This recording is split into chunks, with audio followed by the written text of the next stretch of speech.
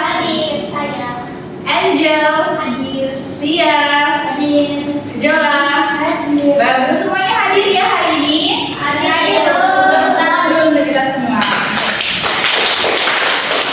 Baik, sebelum mulai pembelajaran, Ibu minta salah satu untuk memilih doa. Nah, Iva, Ya, Bu. Baik, terima kasih. Baiklah teman-teman, sebelum mulai pembelajaran, anak-anak kita berdoa. Berdoa mulai. Doa selesai.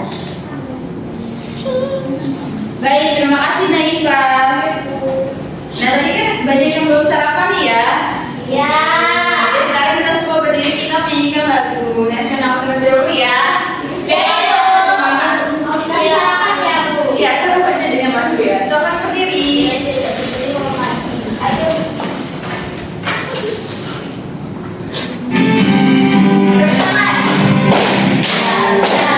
Pancasila, akulah pendukungmu. Silakan duduk, terima kasih. Baik anak-anak, hari ini kita akan belajar mengenai unsur intrinsik cerita. Nah, tujuan pada hari ini kalian akan mendengarkan sebuah cerita dari audio yang akan diputar nanti, dan kalian akan menentukan unsur-unsur intrinsik cerita yang ada dalam audio tersebut.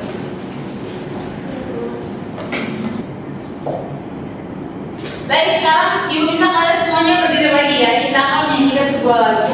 Ya, jadi pagi. Iya, ini lagi biar semangat. Siap semua? Tepuk tangan.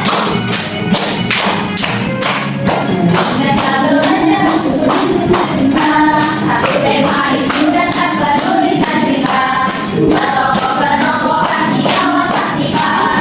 Warna maju aku mundur dan campuran. Hei, arahkan tempat waktu dan suasana.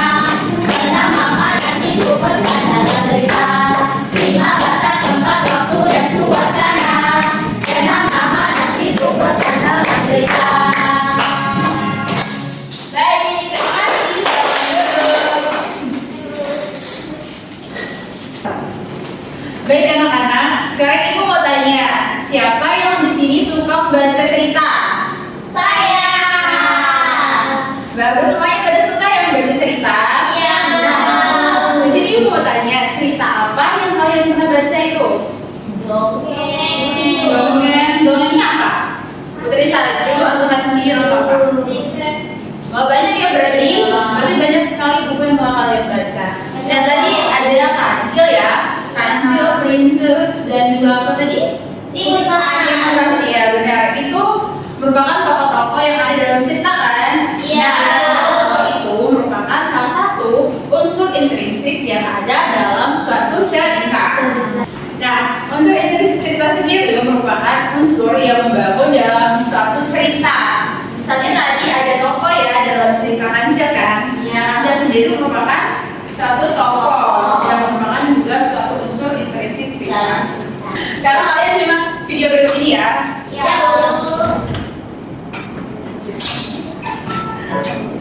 Unsur intrinsik adalah unsur yang membangun sebuah cerita dari dalam.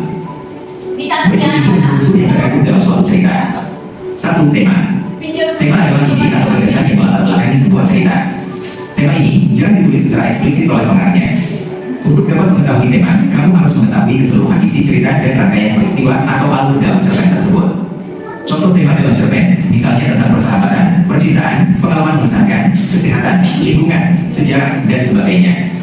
Dua, tokoh. Tokoh adalah pelaku yang mengemban peristiwa dalam sebuah cerita. Tokoh dapat terdiri atas satu orang atau lebih. Tokoh-tokoh dalam cerita ini memiliki fungsi penting sehingga suatu cerita dapat terjalin secara utuh. Berdasarkan pengelompokannya, terdapat tiga jenis tokoh, yaitu tokoh protagonis, tokoh utama, antagonis, penentang dari tokoh utama atau tokoh lawan, dan tritagonis, penengah atau pendukung.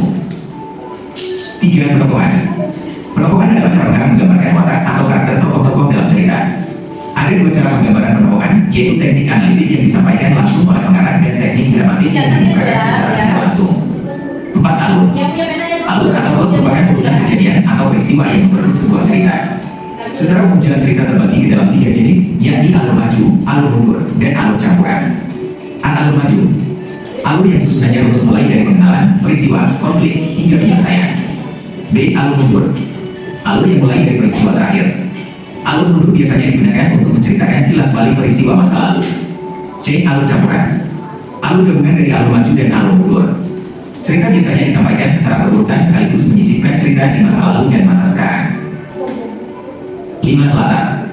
Latar atau setting meliputi waktu, ruang, tempat, dan suasana dalam cerita. Latar berfungsi untuk memperkuat situasi terhadap jalannya sebuah cerita. Latar terbagi ke dalam 3 unsur pokok, yaitu latar tempat, latar waktu, dan latar sosial. A. Latar tempat. Berupa tempat atau lokasi tertentu, seperti sekolah, desa, rumah, sungai, hutan, gedung bertingkat, dan sebagainya. B. Latar waktu. Berupa waktu terjadinya peristiwa, misalnya jam, hari, musim, tahun, dan sebagainya. C. Latar sosial. Berhubungan dengan perilaku sosial masyarakat, misalnya tradisi, kebiasaan, adat istiadat, keyakinan, kepercayaan, status dan strata sosial, dan sebagainya. 6. Amanat. Amanat merupakan pesan yang disampaikan oleh pengarang. Biasanya amanat mengandung nasihat atau pesan moral yang bertujuan untuk direnungkan kembali oleh pembaca. Amanat ini tidak disampaikan secara langsung, melainkan tersirat dalam isi cerita. 7. Sudut pandang. Sudut pandang adalah cara seorang penulis menyajikan cerita dari perspektif tertentu. Ada beberapa jenis sudut pandang utama. A. Orang pertama. Penulis menceritakan kisah dari sudut pandang aku atau saya, seolah-olah kita adalah tokoh dalam cerita itu sendiri. B. Orang ketiga.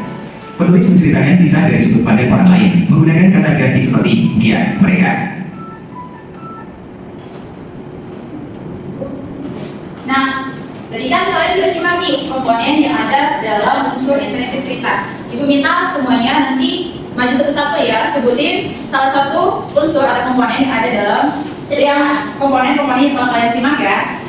Ya Bu.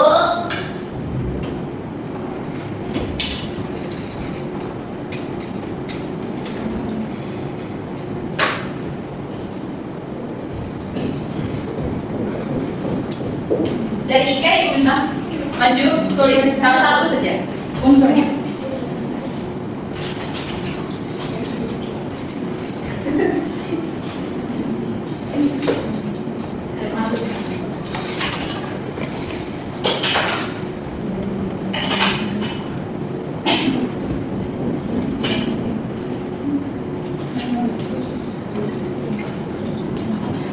Baik, terima kasih Naika sudah menjelaskan. Sekarang Kak Salsa silakan maju ke depan.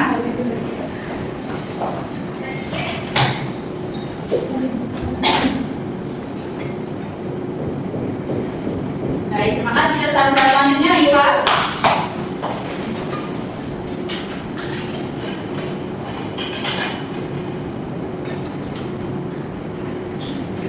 Nah, Ezio silakan maju ke depan.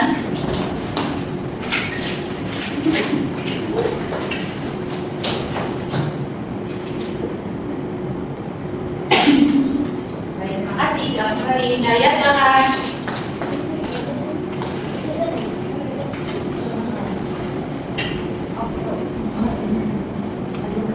Baik, terima kasih. Silakan selanjutnya yang melanjutkan Najwa.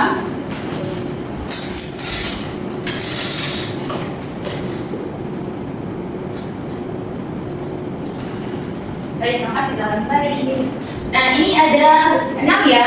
Salah satunya tadi apa? Yang terakhir.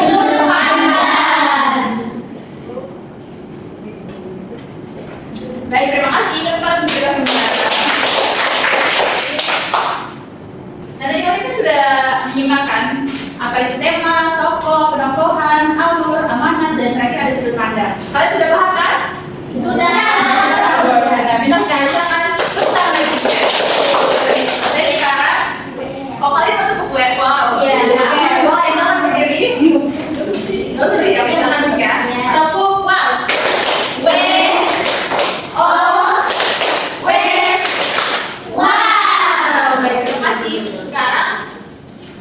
Kalian simak cerita ini ya, salah satu cerita ini. Nanti kalian akan menjawab pertanyaan. Pertanyaannya itu bakalan tulis di sini, tapi kalian simak dulu ya. Ya, ya. Baik. Ini dikerjakan secara individu ya. Oke. Dia, mereka. Sakit. Kelinci kecil menggelegar di sudut kebun Pak Ustaz. Wajahnya tampak seputih kapas dan titik-titik air mulai membanjiri matanya. Ia terduduk di tanah sambil memegang kakinya. Bu Titit yang sedang bertengger di dahan pohon dekat kebun itu segera terbang menghampirinya. Apa kelinci kecil? Kakiku teratuk batu lalu aku jatuh, jawab kelinci kecil sambil menangis. Kesakitan. Apa yang kamu lakukan di sini? Tanya Bu Titit. Aku mau mengambil wortel itu, kelinci kecil menunjuk ke tanaman wortel di kebun Pak Ustad. Wah, kamu mau mengambil wortel Pak Ustad tanpa izin? Tanya Bu Titit. Iya. Aku melihat daun-daun tanaman wortel itu melambai-lambai. Memanggilku, jawab kelinci kecil dengan kepala tertunduk. Sebaiknya kamu minta izin dulu ke Pak Ustad. Aku melihat Pak Ustad memberikan wortel-wortelnya ke binatang lain yang membantunya berkebun. Bu Titit menjelaskan, mengapa kau berada di luar sarang?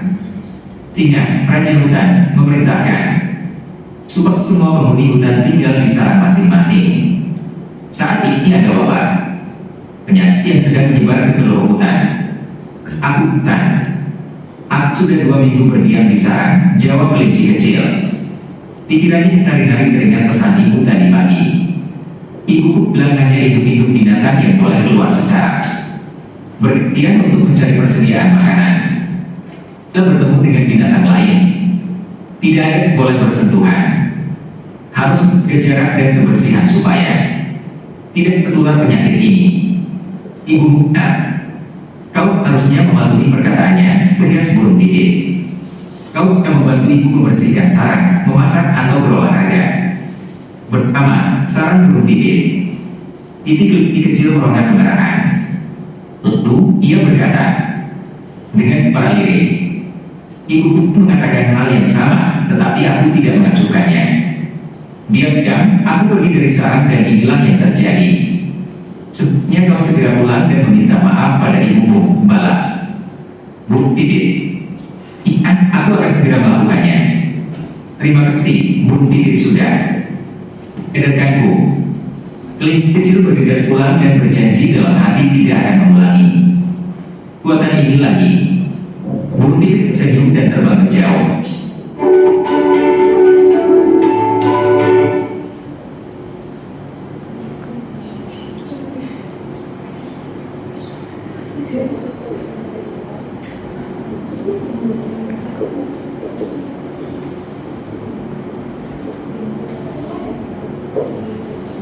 Baik anak-anak, tadi kan kalian sudah menyimak ceritanya kan? Nah sekarang jawab pertanyaan ini ya, yang ada di papan ini. Jawabnya secara individu ya. Ya Bu. Silakan, dan dulu beri waktu 5 menit ya. Baik, karena kalian sudah mengerjakannya, sekarang Ibu minta kalian membentuk kelompok ya. Ini semuanya ada 6 orang ya, jadi satu kelompok itu ada 3 orang. Jadi ini yang kelompok 1 IPA, Salsa dan Ike. Kelompok 2 Lia, Angel dan juga Jola. Silakan bentuk kelompoknya.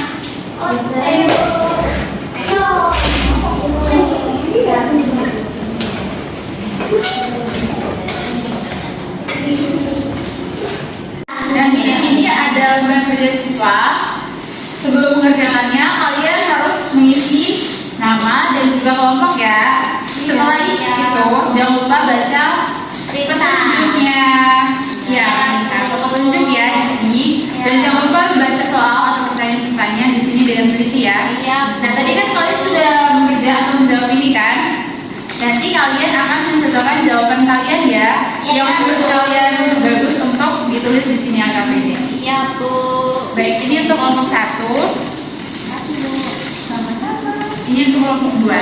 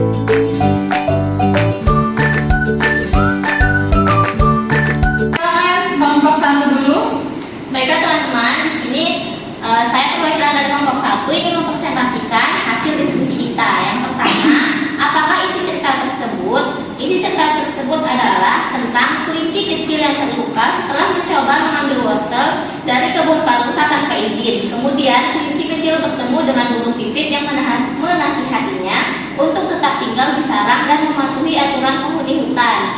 Yang kedua, siapakah tokoh dalam cerita tersebut dan bagaimana sifat tokoh tersebut? Yang pertama ada kelinci kecil, memiliki sifat ingin tahu, dan kedua burung pipit memiliki sifat bijaksana. Yang ketiga, di mana latar cerita tersebut berlangsung? Latarnya di kebun wortel milik Pak Rusa. Yang keempat, kapan cerita tersebut berlangsung? Terjadi di siang atau sore hari. Baik, terima kasih. Tepuk tangan. Sekarang kelompok 2. Jangan langsung guys. Saya akan melanjutkan yaitu apa masalah yang terjadi. Masalah yang terjadi itu kelinci mencuri wortel dari kebun Bapak Rusa. Terus yang berikut, bagaimana masalah itu diselesaikan? Burung pipit memberikan saran atau teguran dan kelinci mendengarkan saran tersebut. Yang berikut adalah apa pesan dari cerita tersebut? Menurut kelompok kami, pesannya itu jika kita ingin makan makanan, kita harus memintanya terlebih dahulu kepada pemilik kebunnya. Iya, benar sekali. Kita tepuk wow ya. Tepuk wow. W O W wow.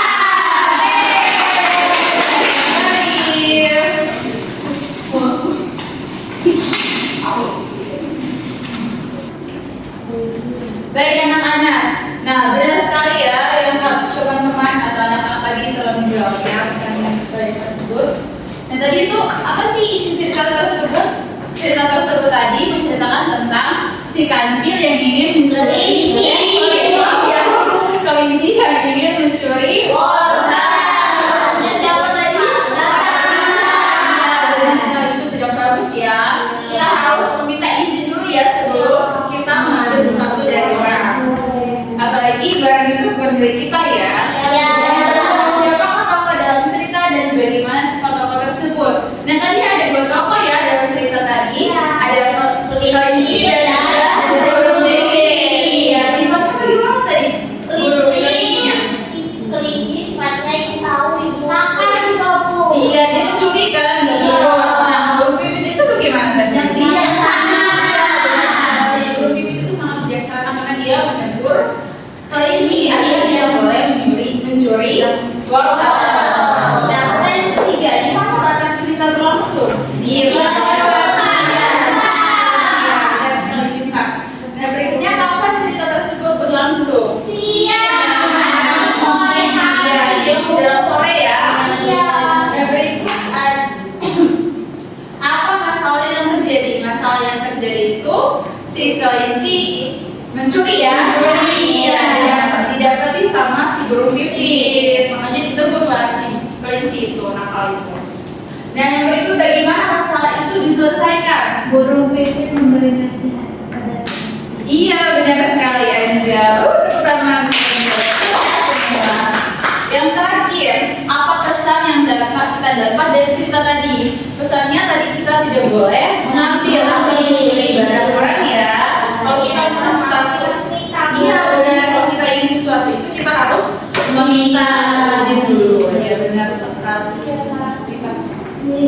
Nah, sekarang semuanya berdiri, kita akan goyang berdiri ya. Ya, berdiri. Silakan berdiri. Siap semua? Ya. Goyang ya. Ya, semangat. 5, 4, 3, 2.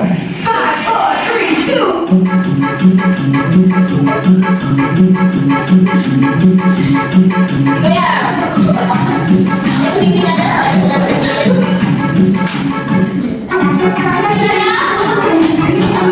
Bentar lagi.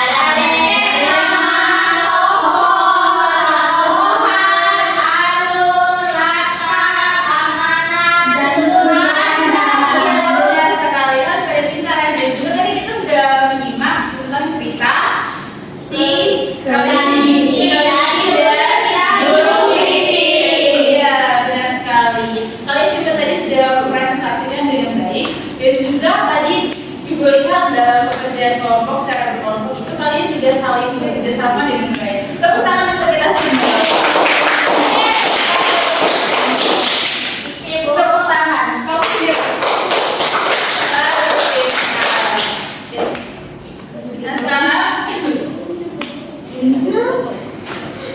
Nah sekarang Ibu akan membagikan soal evaluasi dikerjakan di rumah ya. Di bawah ya dan dikerjakan. Jangan lupa nanti hari Jumat minggu depan dibawa kembali ya. Tidak boleh kerja berdiri. Nah sekarang kita hanya daerah dulu ya sebelum kita pulang. Silakan pergi ke